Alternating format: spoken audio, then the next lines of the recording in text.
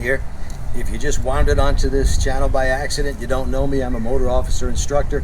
I'm the maker of the Ride Like a Pro video, and I've been teaching the police motor officer techniques to you, the average rider, for more than 20 years.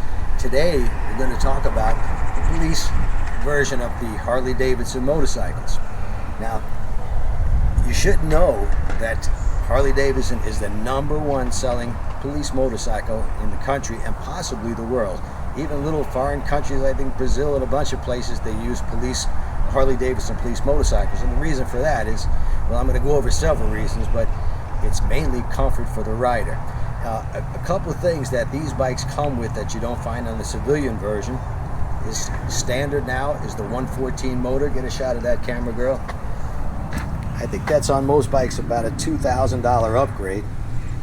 It also now, in 2020, comes standard with the RDRS system, that is traction control. You've got rain mode, you've got ABS and cornering ABS. This is a state-of-the-art police motorcycle. In fact, it's a state-of-the-art cruiser. The heavyweight cruiser market is mainly Harley-Davidsons in the United States. And there's very little difference between the bike. In fact, a lot of people think, because they see the way we can maneuver these big motorcycles, they think that there's something special about the police motorcycle. It's the same chassis, the same everything as the police bike, as the standard civilian version. It just comes with some things like the wiring is set up for the siren and the amplifier, and every time an agency buys a new police motorcycle, all they got to do is take this off and it plugs right into the next bike. And that's worked for, I think, about 25 or 30 years or more. So I'm going to take a ride. You're going to come along with me. I'm going to tell you a little bit about the history of Harley-Davidson police motorcycles, why we use them, and I'm also going to compare it to Honda police motorcycles that we had in 1999. Oh yes, I'm going to actually compare the quality and reliability of a Harley-Davidson to a Honda. And I know some of you might say, how dare you? But I'm going to tell you my experience because we had both. So come on, let's go for a ride. How dare you? You have stolen my dreams and my childhood with your empty words, and yet I'm one of the lucky ones. Okay, we're going to be cruising down North 595 in Pasco County, otherwise known as Old Dixie Highway. Usually not a bunch of traffic because it's a little tough when I'm talking and trying to explain things and really paying attention to what's going on around me, so I try to pick roads without very much traffic. Alright, police motorcycles, right now I believe in the United States there's just a couple of them available. There's the Kawasaki Concours, Harley-Davidson, and I'm not sure, I think the Honda ST1300 may still be available for police work. I know it's no longer sold to the public. They quit selling them about 3 or 4 model years ago. But we'll talk about Harley first. Main reason police agencies use this motorcycle and all motorcycles is because of their maneuverability. You can do things with the 2-wheeled vehicle that you can't do with a 4-wheeled vehicle. Maneuvering through traffic, you come into an accident scene, you can go between the cars, you can go to the side of them, you can maneuver in and out, and believe me, it's been my experience that even with lights and sirens on, people just don't want to get out of the way, so you got to get that bike through and get to the scene. And I want to tell you, back in 1999 when we started our motor unit, we didn't get Harley-Davidson police bikes. The people who are in charge of the motor unit, of course, never rode a motorcycle in their lives. And what happened was we got a grant from the federal government, and they would give you a certain amount of money. You tell them how many motorcycles you need and the equipment, etc., and they would pay for it. And they tried to spend as little amount of money as possible. So they purchased Honda Ace Tourers. Now, the Honda Ace Tourer is a fine motorcycle. It wasn't built to be a police motorcycle, so it had to be converted. I think they paid about $10,500 or $11,000 for the Hondas. At the time, the Harley-Davidson police bikes, with all the equipment and everything already on them, was about $13,500. but they thought they were gonna, you know, penny wise and a pound foolish. By the time they converted them to the police bikes, they probably had close to $13,000 in the bikes. And of course, things didn't work as they should. Harley-Davidson had been making police motorcycles for 108 years, so they had it down. I mean, they knew where all the hand controls could be, or should be, make everything easily accessible to the rider as quickly as possible. On the Hondas, well, one of the things that really bothered me was, in order to just switch on the siren, I had to take my hand off the grip and hit a switch. Not very good in an emergency situation. Eventually had that fixed by hooking the siren to the horn. And of course the sergeant who was in charge of the unit, when he found out about that I had them switch the siren switch to the horn, he was actually very mad. He said, you know, you didn't consult me. Well, I didn't consult him because he's not riding the bike and didn't know anything about it and couldn't care less. It was our lives on the line, 3 of us at the time. And when we got those bikes and they sent us for training, they wouldn't allow us to ride them at all, break in the bike, get used to it, nothing. And they were sending us to the regular police course.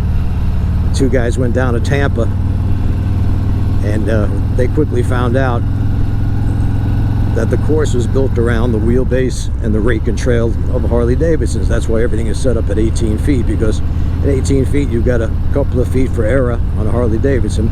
Well, the Honda had I think a 2-inch longer wheelbase and a 32-degree rake, which is much longer than the Harley. So what they had to do was stretch out the course to 19 feet so those guys could pass. Otherwise, they found it almost impossible to make it through the majority of exercises. When I took my training, I had gone up to Tallahassee, Florida to train with the troopers, Highway Patrol. And when the instructor looked at the bike, and I said, you know, this is longer than the Harley, and down in Tampa, the other 2 guys that went, they had to adjust the size of the course. He said, I don't think we're going to be doing that. So he got on the bike and he rode through each of the exercises, and he said, well, you got about 4 inches to play with. That's it, 4 inches for error.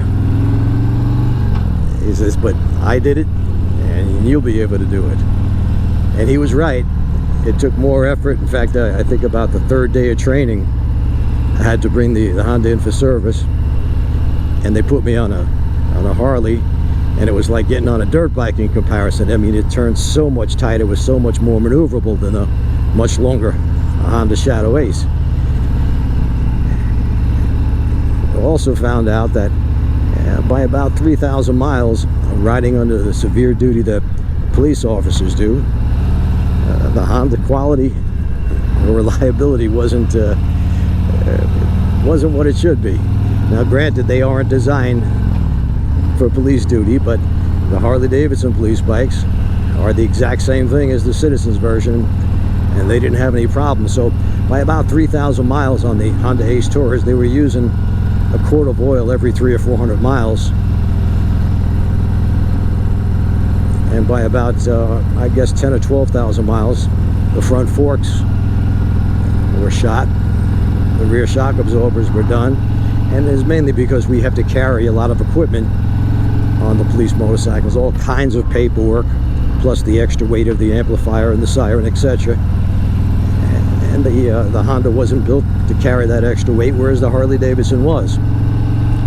So I think we kept them about a year, and then we switched to Harley-Davidsons. They finally bit the bullet and paid the $13,500, I think what it was, to get the Harleys, and we kept the Hondas as just a spare motorcycle.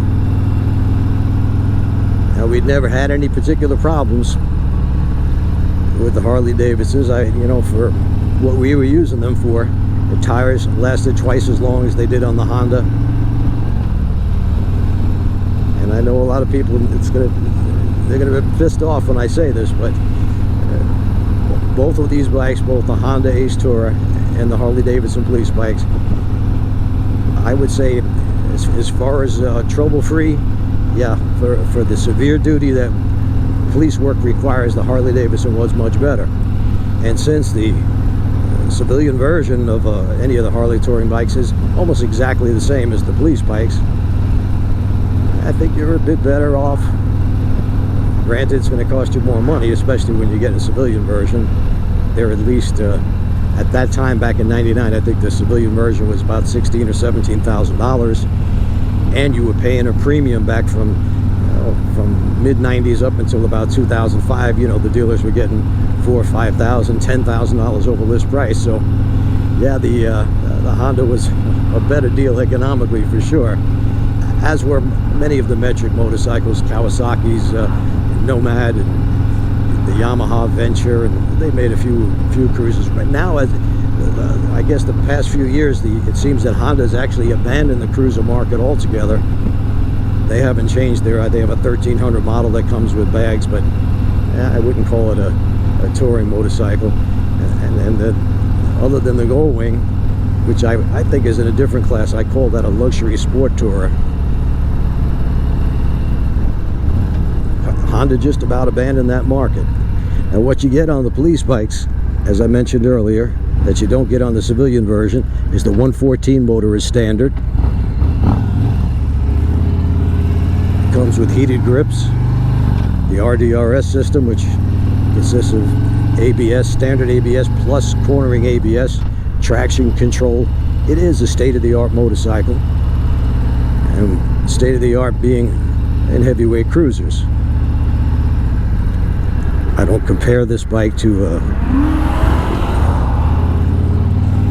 a Japanese sport bike. Of course, technically they're way ahead of this type of motorcycle, but I will compare it to any heavyweight cruiser made by any manufacturer. Back in 2010, the Victory, which was making an excellent motorcycle at that time, in fact I think it was actually a better bike than the 2010 Harley-Davidson, they came out with a police bike. The only problem was they were $35,000, and they were selling them to police agencies by saying the maintenance is, you're going to save a ton of money on maintenance with the Victory versus the Harley-Davidson. Well, that may or may not be true. In fact, here in Pasco County, they wound up buying 7 of these $35,000 motorcycles, and they did do a good job with the conversion. The engineering was perfect, the switches were in the right place, everything worked well.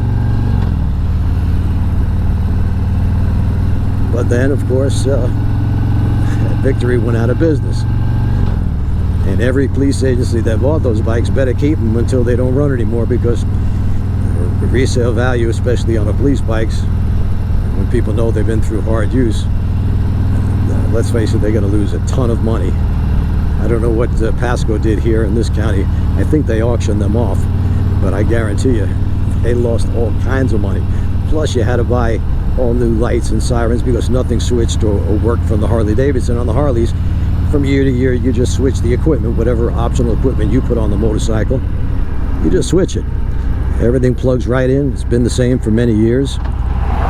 And the main reason the police who ride these motorcycles like them, and myself included, is when you're spending 10 or 12 hours a day on a motorcycle, you want a comfortable motorcycle. Now, I tried the BMW. I think they brought over, there were 1,200 RTs at the time for us to try, and they were a fine bike, better handling. Even at low speeds, they were a little bit more nimble than the Harleys. Superior high-speed handling, but that's a sport bike compared to a cruiser. But as far as comfort, well, I found that my knees sticking up in the air and my feet mounted behind the hips and having to lean forward to reach the handlebars, after about an hour or two, you were hurting. The Harley-Davidson's put you in the perfect riding position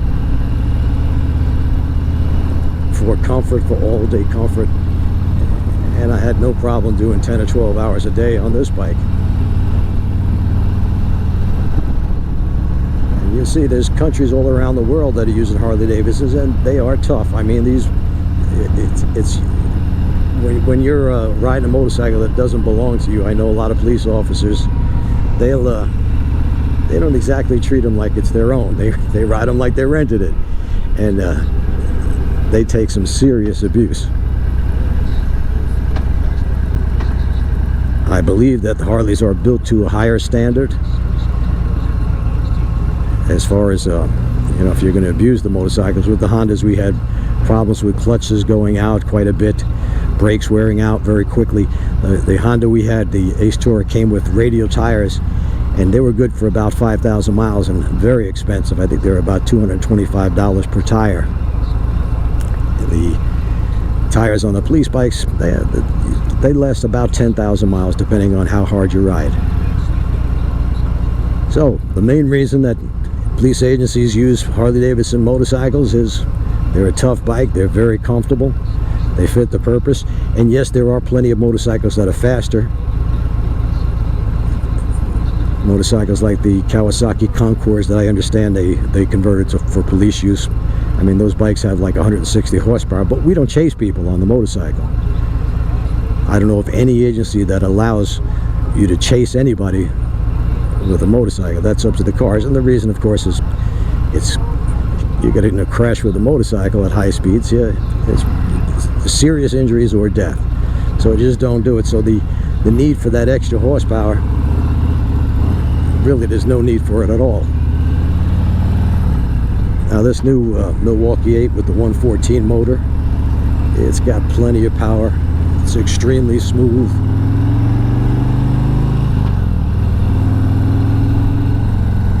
And it's, like I said, a very comfortable all-day ride. As far as maneuverability of heavyweight cruisers, this is the most maneuverable by far. Excellent lean angle. Handlebars turn from lock to lock quite a ways, more than most metric motorcycles. And there are some I think somebody told me that the Gold Wings can make it through the police course, and it's probably true because they've got a 40-degree lean angle, but no question that it is much more difficult to do so. The longer, the heavier the motorcycle, the longer the rake, the less maneuverable the bike is going to be. A lot of people think that, I don't know, I'm a Harley fanatic. Well, I'm really not. I've owned every kind of motorcycle. I've probably owned 7 or 8 Hondas through the years, 2 or 3 Kawasaki's, a couple of Yamahas, a couple of Suzuki's. And for their purpose that they were designed for, they do an excellent job. Would they stand up to police work? I don't think so. Not as well, at least, as this motorcycle. For quite a while, from I guess the mid-90s until about 2005, if a police agency bought a Harley-Davidson for whatever it was, $13,000, $14,000, they could trade up a year later for $1. And that's because the supply of motorcycles, new motorcycles, didn't meet the demand. So the dealer wanted to get the police bikes back, convert them to civilian. That just means taking off the police seat and also the adding passenger pegs and a passenger seat, and they would actually get $17,000 or $18,000 for a used police bike. Of course, all that changed once the supply met the demand, but most agencies are still sticking with Harley-Davidsons.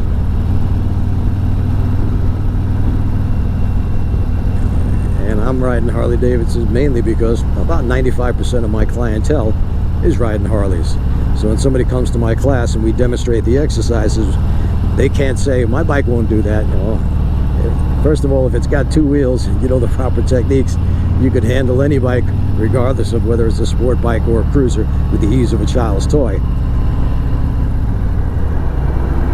But when they see a 950-pound Harley-Davidson with my tiny little wife on it and whipping that bike around like nothing, it's they could say to themselves, well, you know, if little tiny girls can do it, how hard could it be? And they'd be right. Once you know the proper techniques, there's nothing to handling these bikes. If you want to know what those techniques are, it's just 3 of them: head and eyes, friction zone, a little pressure on the rear brake. Get yourself a copy of my Ride Like a Pro video. We go over step by step exactly how it's done. And it was designed so that you can do it on your own with nobody watching. And if you like these tips that I give out each week and these vlogs that I do, I hope you would subscribe and give me a thumbs up. And we're still got the deal right now going. You can get the Shortcuts to Riding Like a Pro DVD and Surviving the Mean Streets, which shows you these techniques used out on the road. Both of them for just 20 bucks plus shipping.